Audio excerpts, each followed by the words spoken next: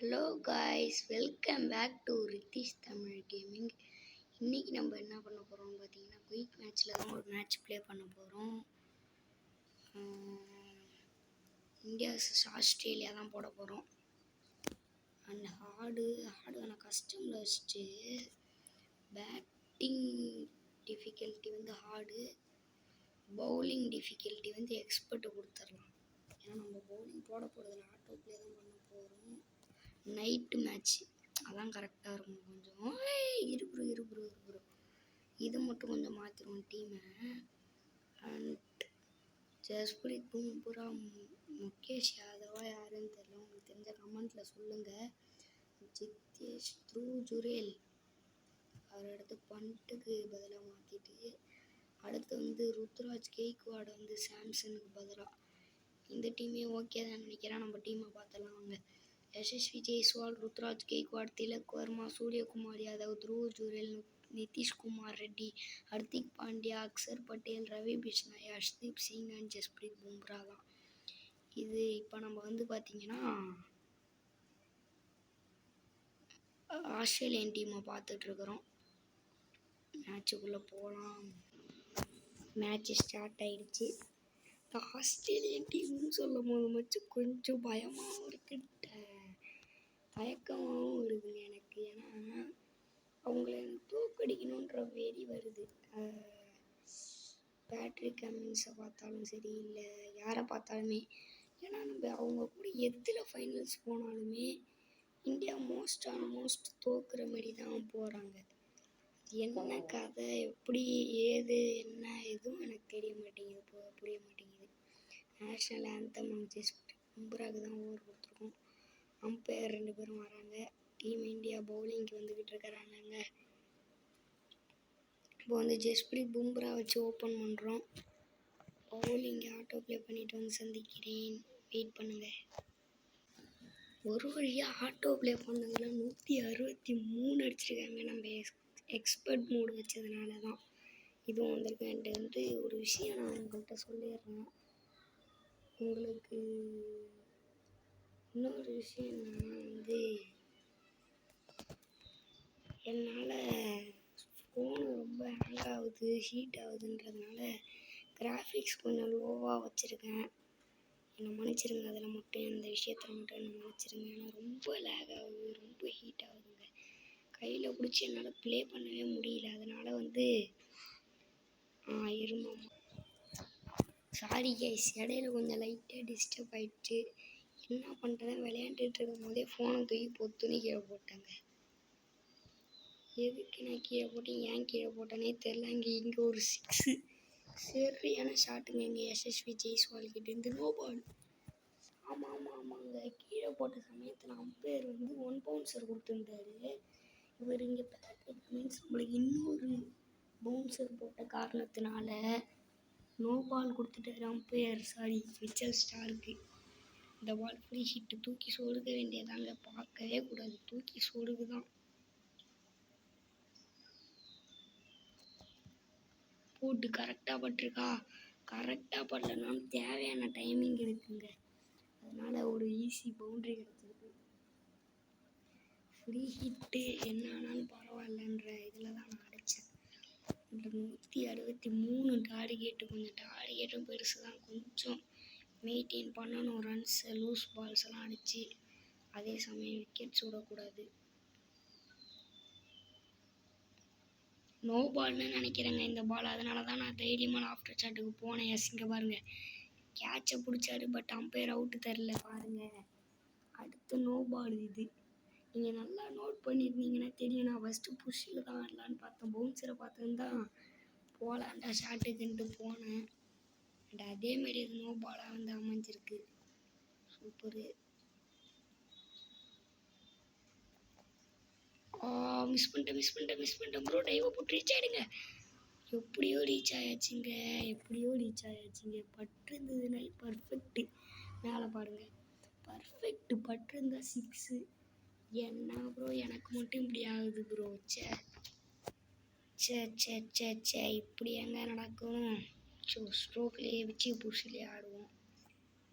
இன்னொரு பவுன்சர் போட்டு கொடுத்தாருன்னா நல்லாயிருக்கும், பட் போட மாட்டான். ஏத்துறானுங்க ப்ரோ. அப்புறம் ஏத்துறீங்க கும்மு கும்மு கும்மு கும்மு கும்மு கும்முன்னு ஏத்துறானுங்க போட்டு பவுன்சரை. ஆஸ்திரேலியன் டீம் டே உங்களுக்கு அந்த இதுவே தெரியாதாடா, உங்களுக்கு விட்டு ஏத்துனானுங்களாடா. ஐயோ ப்ரோ. ஓ சிங்கிள் வந்துடலாம். வாங்க வாங்க வாங்க வாங்க வாங்க வாங்க வாங்க வாங்க வாங்க வாங்க வாங்க. ஒரு ஃபர்ஸ்ட் ஒரு முடிவில் 16க்கு 4. செகண்ட் ஓவர் போடுறதுக்கு மிஸ்டர் மார்ஷுக்கு கொடுத்துருக்காங்க. ஏன் ப்ரோ பேட்ரிக் கமின்ஸ் இருக்காருங்க. ஒரு பாலை வேறு ரொம்ப பொறுமையாக போடுவார். பொறுமையாக தான் ஆடி ஆகணும். வேற பாருங்க ஸ்பீடு 120 தான். இப்போ இந்தமாரி பவுலர்ஸ் எனக்கு ஆட வராதுங்க. வேற போட்ட ஸ்பின்னர்ஸ் நல்லா ஆடுவேன். அப்புறம் நல்லா கும்மு கும்மு பவுலர்ஸ் நல்லா ஆடுவேன். பட் இந்தமாரி 1.5 ஃபேஸ் பவுலர்லாம் எனக்கு ஆட தெரியாது வேற. அதனால் இந்த ஓவர் ஃபுல்லாக மட்டை தான் வைக்கணும். ஆடிடலாம்.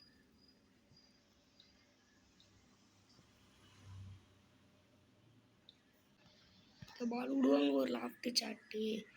ஸ்க்ரீன் ரெக்கார்டரை இது பண்ணும் போது தாங்க கட்டப்பே. ரெண்டு ஓவர் முடிவில் 19க்கு வித்தவுட். தேர்ட் ஓவர் போட கேப்டனே வந்துட்டார். அண்டு கொஞ்சம் ஏதாவது மிஸ்டேக் இருந்தால் வீடியோவில் கொஞ்சம் மன்னிச்சிருங்க. ஏன்னா ஸ்க்ரீன் ரெக்கார்டர் ரொம்ப கடுப்பேற்றுது. என்னென்னா அதை நவுத்தும் போது இது ஒரு பவுன்சரு 6 விளாசிருக்கோன்னு சொல்ல முடியாத பவுண்ட்ரி தான். ஒரு அம்பையர் ப்ரோ 1 பவுன்சர் கொடுத்து விட்டாரு. ஸ்க்ரீன் ரெக்கார்டர் நான் சொல்லிகிட்டே இருந்தேன்ல, செம்ம தலைவலி கட்டுதுங்க எனக்கு. ஓகே, இங்கே ஒரு நல்ல ஷார்ட் பவுண்ட்ரி ருத்ராஜ் கெய்க்வாட்கிட்டேருந்து.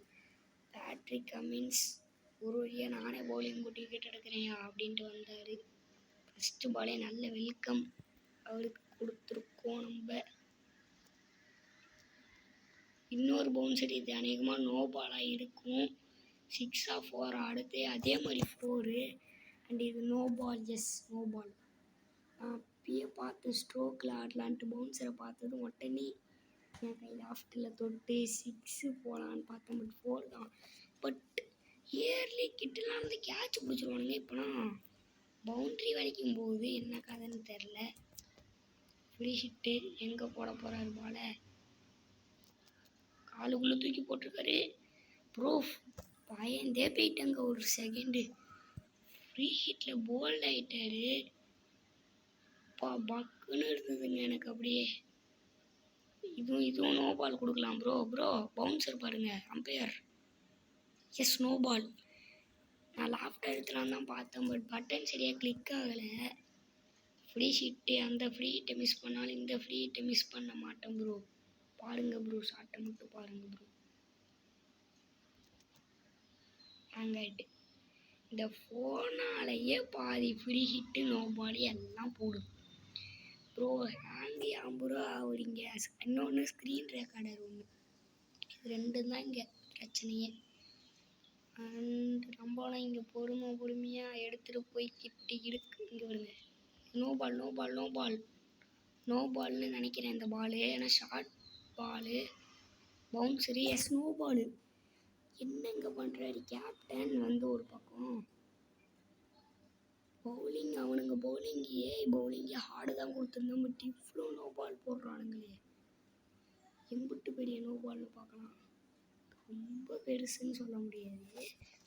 10th ஓவரில் மட்டுமே நிறையா பால் நோ பாலாகவே போட்டுக்கிட்டு இருக்கிறாருங்க. So miss ஆகிட்டுங்க.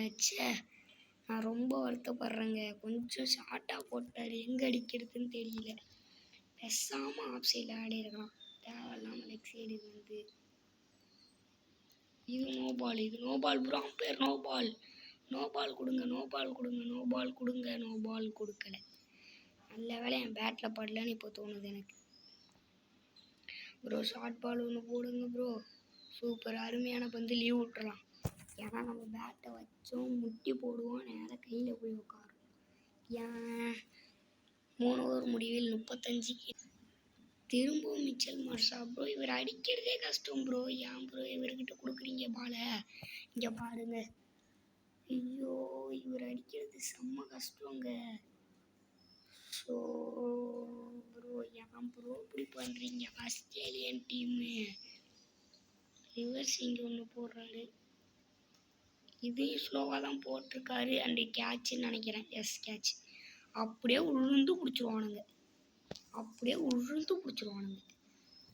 என்ன ப்ரோ அங்கே நடந்தது? Ruturaj gone for 11. பட் அங்கே என்ன நடந்ததுன்னு நான் பார்த்தே ஆகணும். வரான், போடுறான், அப்படியே அடிக்க நீராக வரான் ப்ரோ ஃபீல்டு. எப்படி ப்ரோ ரியலில் கூட நான் இப்படிலாம் கேட்சை பிடிச்சி பார்க்கல ப்ரோ. திலக் வர்மா தான் இடைக்கணும் நம்ம. இந்த ஓவர் ஆனால் டேக் ஆன் பண்ணணுன்ட்டு நான் முடிவு பண்ணிட்டேன். ஏன்னா இவர் விக்கெட் எடுத்துறாரு. விக்கெட் எடுத்தால் அந்த ஓவர் காஸ்ட்லியாக இல்லைனா நான் ரொம்பவே வருத்தப்படுவேன். ப்ரீவியஸ் வீடியோஸில் இல்லைனா எப்பயாச்சும் சொல்லியிருப்பேன்.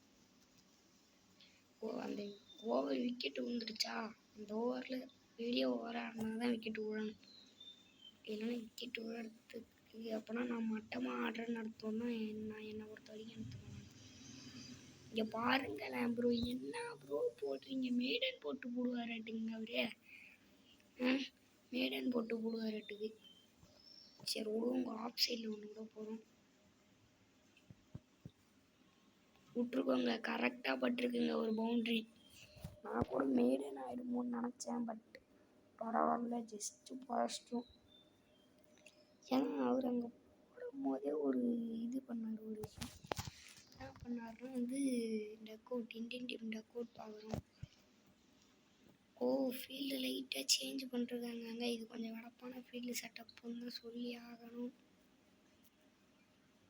ரிவர்ஸ் ஸ்வீப்புக்கான முயற்சி நான் ஏதோ பண்ணேன், பட்டு ஏதோ ஆயிடுச்சு. ஓகே, 4 ஓவர் முடிவில் 40 என்னன்னு தெரில. அடுத்த ஓவர் போட ஜாஷ் ஹேசில்வுட் தான் வந்திருக்காரு. இவரு நல்லா ஸ்பீடு கொடுப்பாருங்க. இவரை அடிக்க பார்க்கலாம், டேக் ஆன் பண்ணலாம். சொல்லிகிட்டே இருக்கும்போது ஃபஸ்ட் பால் ஸ்லோ பால் போடுறாரா? இதுதாங்க இந்த கேமில் இருக்க வேடப்பே. எப்படியோ கரெக்டாக ஆடிட்டான் பேட்ஸ்மேனு. வாய டூ டூ டூ டூ டூ டூ அவ்வளோதான் செத்தோம். சுட்டு ரீச்சுங்க இது. அந்த ஹேசில்வுட் ஸ்லோவர் பால் போடாதீங்க, மண்டை காயுங்க. எனக்கு ஸ்லோவர் பால் வேணாங்க. ஸ்லோ எஸ் இன்ஸ்விங்கர் தான் ஒன்று போட்டிருக்காரு. அதுவும் ஷார்ட்டுக்கு பேட்டில் படல. எவ்வளோ கடுப்பு ப்ரோ ஆகும் எனக்கு ப்ரோ, எவ்வளோ கடுப்பாகும் எனக்கு சொல்லுங்கள். எங்கேயோ போடுறாரு, பேட்டில் படல. என்ன ப்ரோ இதெல்லாம் பாலு? இவர் இந்த எண்டுலேருந்து வந்தாலே எனக்கு தலைவலி தாங்க. தூக்கி உள்ளே குத்தி வெளில கிளப்பிடுவார். இன்ஸ்விங்கர் வேறு இது எங்கேயோ போடுவார் பாலை தூக்கி. ஹெலிகாப்டர் தானே படணும். இதெல்லாம் சூப்பரான 6. அப்படியே ஒரு second MST left handle batting ஆன மாதிரி இருந்துச்சுங்க. எப்பா அங்கே பாருங்களேன், இந்த ஷாட் ரொம்ப நேரமாக ட்ரை பண்ணிகிட்டு இருந்தேன். யார்கர் போட்டார், கரெக்டாக மீட் ஆச்சுங்க. 80 மீட்டருக்கு ஒரு நல்ல ஒரு ஷாட்டில் 6 வந்துருக்கு. தோறு 8 ரன். கொஞ்சம் வறட்சியாக இருந்தது ரன்ஸு, பட் இப்போ வருது, கொஞ்சம் கொஞ்சமாக வருது. படலங்க, படல காற்று வெடிடை. இதுக்கு என்ன ஆகும் இந்த பால்? நான் இந்த பாலை பொறுமையாகவே ஆடிக்கிறேன். சேஃப்டி தான் என்றைக்கும் முக்கியம். சொல்லிகிட்டே இருக்கும்போது வெடப்பான பாலை போடுறாரு பாருங்க. ப்ரோ டபுள் வந்துடலாம் வாங்க. 5 ஓவர் முடிவில் 49க்கு 1. 5வது ஓவர் போடுறதுக்கு திரும்பவும் மிச்சல் மார்ஷ். நம்ம எவனுக்கு தேவைன்னுறோம், எந்த பவுலருக்கு தானறோம் பார்த்து அப்படியே கொடுக்குறானுங்க. இந்த சிங்கிள் தாங்க.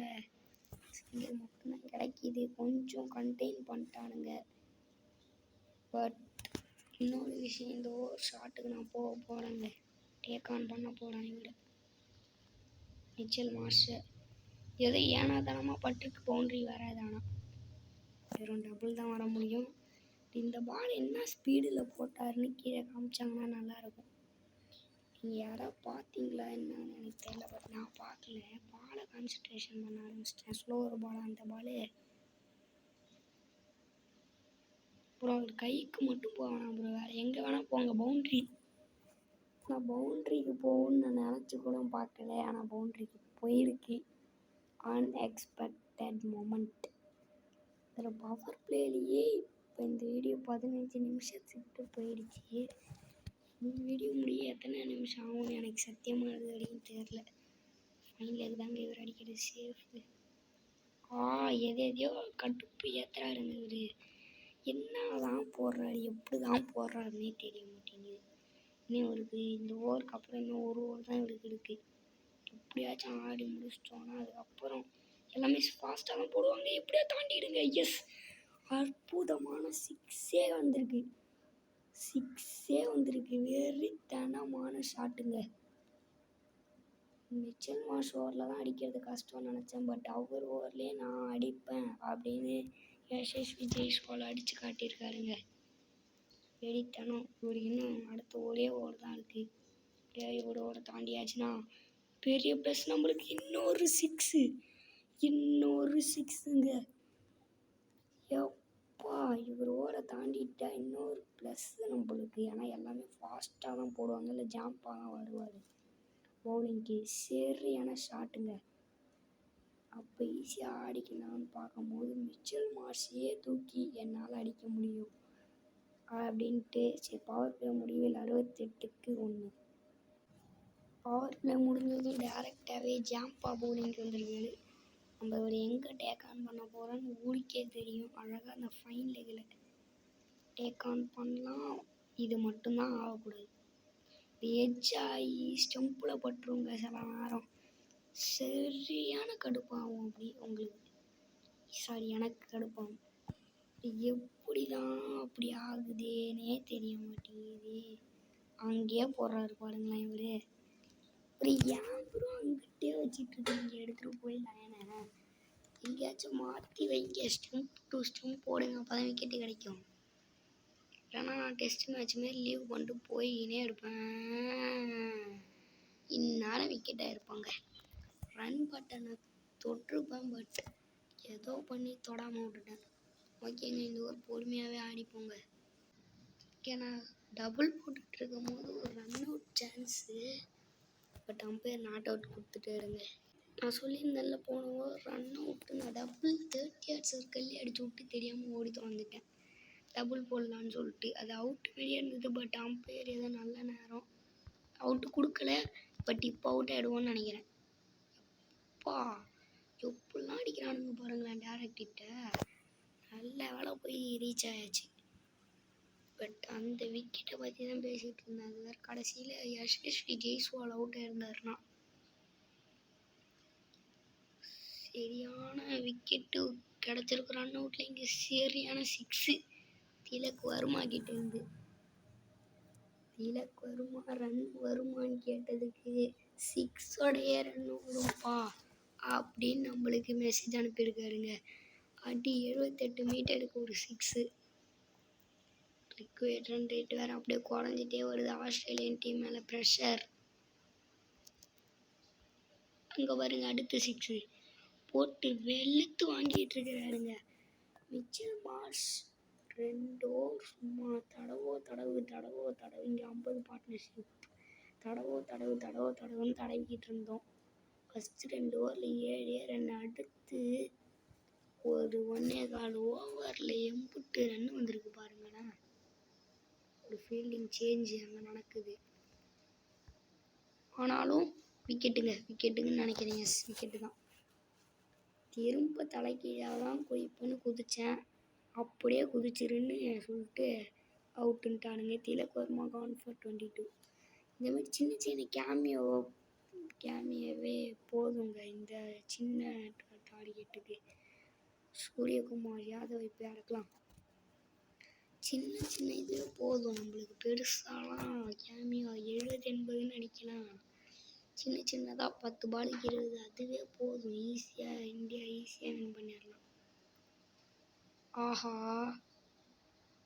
இது மிச்சல் மார்ஷோட கடைசி பாலு. அவரோட ஸ்பெல்லில் அவர் அடித்து ஒரு நல்ல இதுவாக அனுப்பி விட்ருவாங்க. ஃபேர்வெல். சிங்கிள். என்னங்க ஆச்சு? ஐயோ, அவுட்டுன்னு நினைக்கிறேங்க. ஆமாட்டானுங்க. அவுட் ஆனது யாரு? யசஸ்வி ஜெய்ஸ்வால். ஐயோ யசஸ்வி ஜெய்ஸ்வாலை ரன் அவுட் ஆக்கி விட்டோங்க. பார்க்குறோம் அந்த விக்கெட்டை தேவையே இல்லாமல் ஓட்டுறோங்க. லேட் ரன் வேறு அங்கே அடித்ததும் ஓடி இருக்கணும். அப்புறம் நீங்கள் ஸ்லோ மோவில் காட்டுங்க. ஸ்லோ மோவில் காட்டுங்க.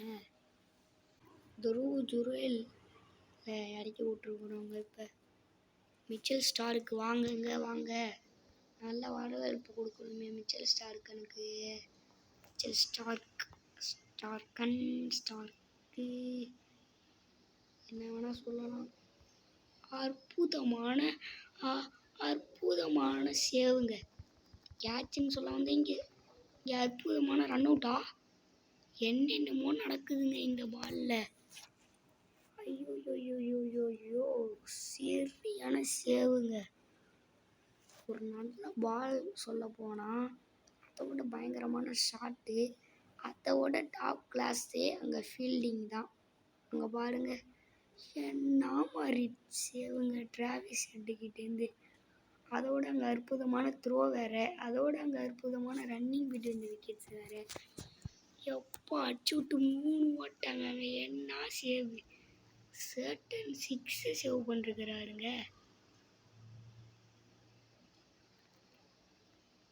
இந்த பால் கண்டிப்பாக 6.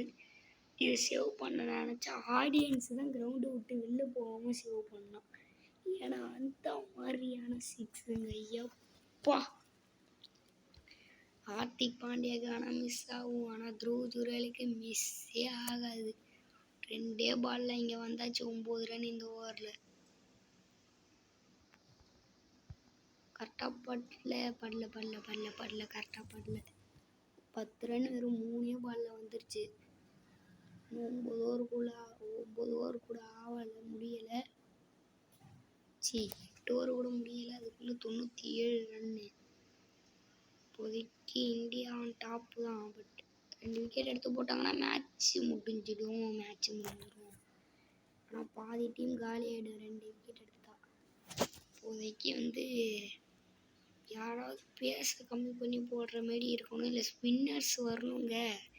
ஆடம் ஜாம்பாலாம் ஏன் கொடுக்க மாட்டாங்கன்னு தெரில. ஸ்பின்னர்ஸு பர்ஃபெக்ட் பட்டிருக்கு பாருங்கள் டைமிங்கில்.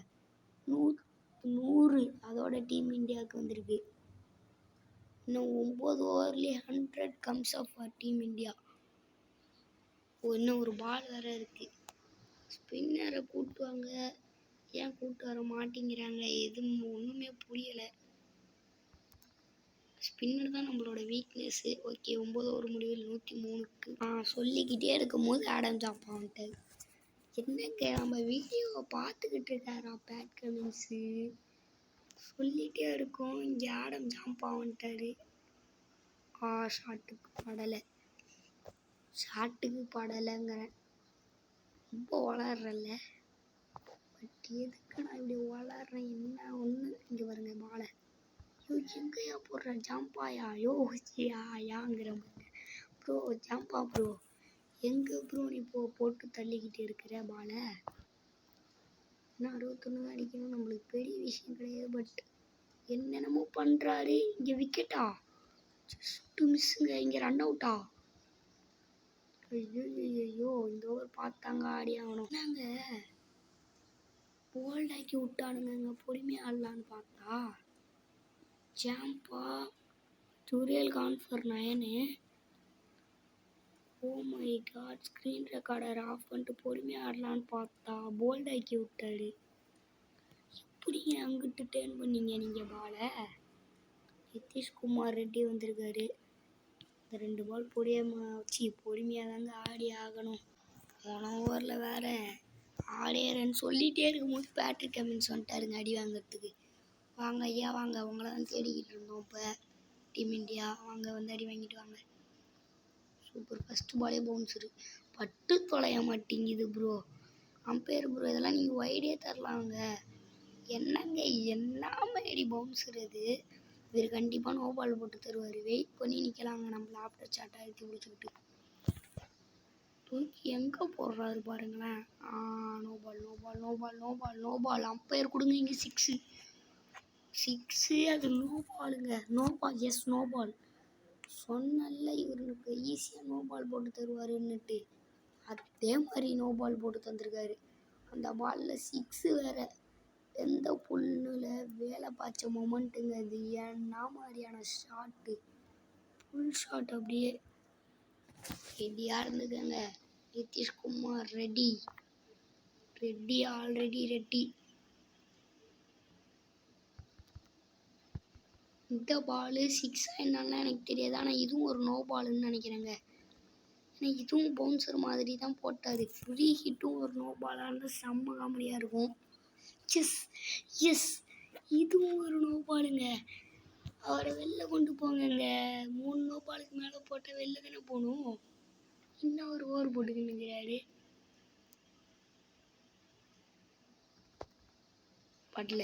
பட்டில் ஒய்டு தரலாம். அம்பையர் ஒய்டு தாங்க. இது ஒய்டு. S wide. ஆஹா,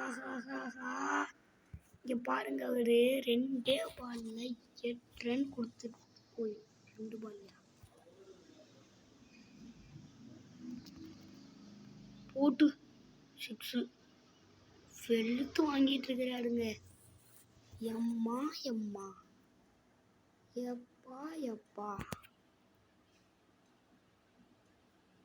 2 பால்ல ஒரு சும்மா 17 ரன் கொடுத்துட்டாருங்க. எப்பா,